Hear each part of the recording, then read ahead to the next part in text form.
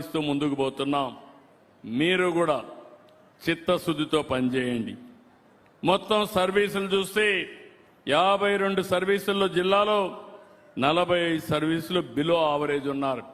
రాష్ట్ర ఆవరేజ్లో 7 రాష్ట్ర ఆవరేజ్ కంటే ముందుగా ఉన్నారు. ఈ 20 రోజుల్లో చూస్తే జూన్లో 39 సేవలు స్టేట్ ఆవరేజ్ కంటే బిలోలో ఉన్నారు. 11 మాత్రం అబో ఆవరేజ్లో ఉన్నారు. ముందు కంటే బెటర్గా ఉన్నారు. కానీ ఈరోజు అన్నా క్యాంటీన్ మైనస్లో ఉన్నారు. ఇప్పుడు పాజిటివ్లోకి వచ్చారు. వీధి దీపాలు, శానిటేషన్, మెప్మా, పట్టణ ప్రాంతాల్లో పాట్ హోల్స్, డ్రింకింగ్ వాటర్ అన్నిట్లో వెనకనున్నారు.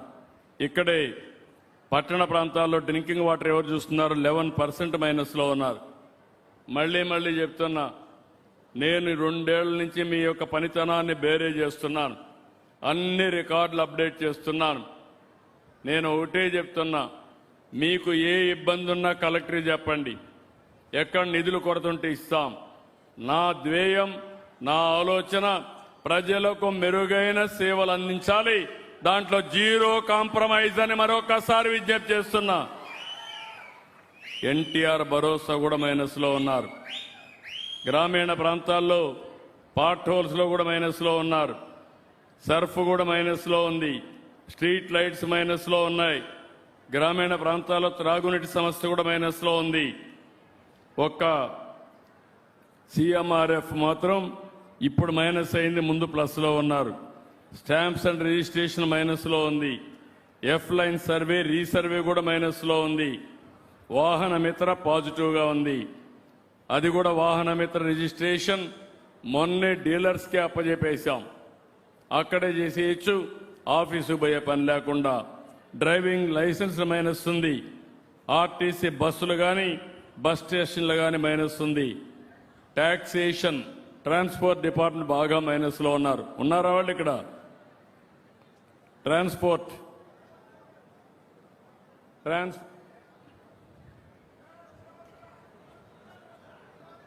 ఏమయ్యట్రా?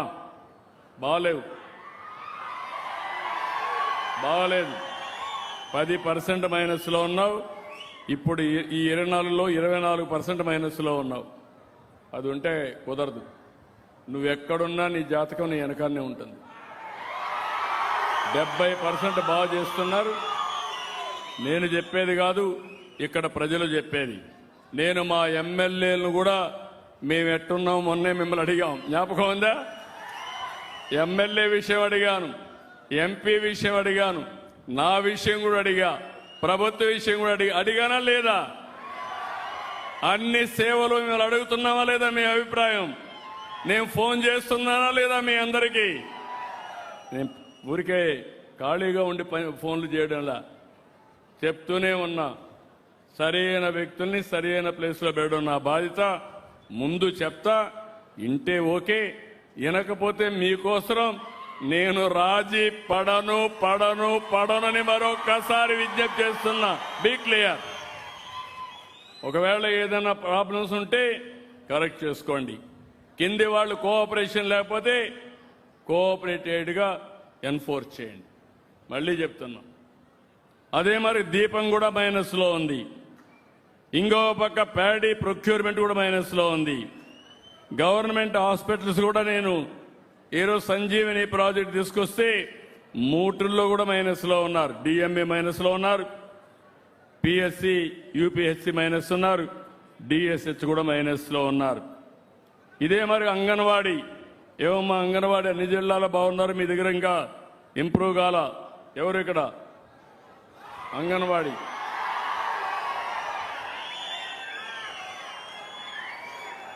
ఏం తల్లి, పైకి రమ్మా, పైకి రా.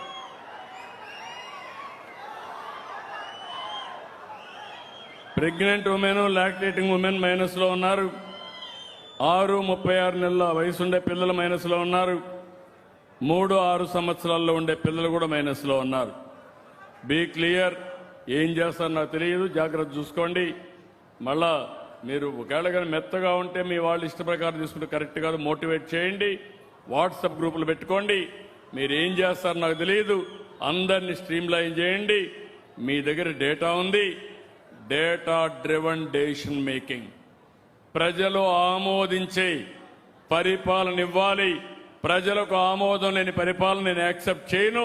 వాళ్ళని మెప్పించండి, మీకు దండేస్తా. వాళ్ళని మెప్పించకపోతే మాత్రం నేను మీతో ఉండను. నేను I'm very clear on that. ఇన్ని 2 ఏళ్లు చెప్పా. ఇప్పుడు ఈ నెల నుంచి అనుకున్నా కానీ కొంచెం ఇదేంది. నెక్స్ట్ మంత్ నుంచి మీ ఆఫీస్కి వస్తా, అందరి ముందర మిమ్మల్ని నిలదీస్తా సరిగా పని చేయకపోతే. Be clear. అదే మరిగా వీవర్స్కి ఎలక్ట్రిసిటీ ఇవ్వడం కూడా మైనస్ ఉంది. వాళ్ళకు కూడా సరిగా చెప్పలా మీరు. 9.66% మైనస్ ఉంది. గంజాయి ఒకటి ప్లస్ ఉంది, బాగానే క్యాంపెయిన్ చేశారు. ఉమెన్ పైన నేరాలు కూడా మైనస్ ఉంది.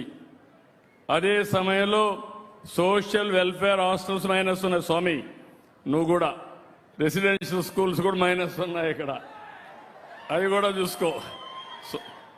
ఆఫీసర్లు చెప్తే మా మంత్రులు మాకోసరం కాదనుకుంటున్నారు. ఓవరాల్గా మీ డిపార్ట్మెంట్ మీకు వస్తుంది, హెడ్ డిపార్ట్మెంట్ వాళ్ళకి వస్తుంది, కలెక్టర్ కూడా వస్తుంది. ఇంకో పక్కన పీజీఆర్ఎస్ కూడా ఎవరన్నా పిటిషన్ ఇస్తే ఆ పిటిషన్ సరిగా చేయకుండా 20 రోజులు వస్తే 20 రోజులు చూసి మళ్ళా పైకి కిందికి పంపిస్తున్నారు. ఫుట్బాల్ ఆడుతున్నారు అప్లికేషన్లతో. పేదవాళ్ళు ఏదైనా గ్రీవెన్స్లో పెడితే పరిష్కారం చేయాల్సింది తిప్పించుకునే పరిస్థితికి వచ్చారు. ఇవి కూడా కరెక్ట్ కాదు. నేను అందుకనే తమ్ముళ్ళు ఇక్కడ కూడా గిద్దలూరులో ఇక్కడ ఒక ఆఫీసర్ ఉన్నాడు, నోడల్ ఆఫీసర్. ఎవరయ్యా? Ashok Reddy nodal officer. ఇద్దరికి రెస్పాన్సిబిలిటీ ఇది. నోడల్ ఆఫీసర్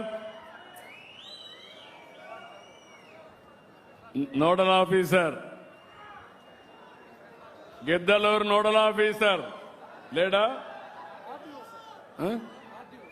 ఆర్డీఓ లేడా ఇక్కడ? ఆర్డీఓ గారు ఏంటి నీకు తెలియదా? నువ్వు నోడల్ ఆఫీసర్ అని తెలియదా నీకు? Mike mike mic.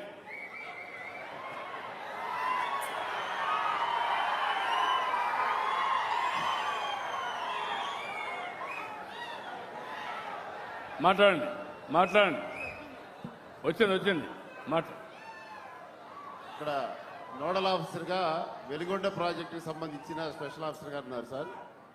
ఇక్కడ కాదు, నోడల్ ఆఫీసర్ మీరా వేరే ఆయన? వేరే ఆయన సార్.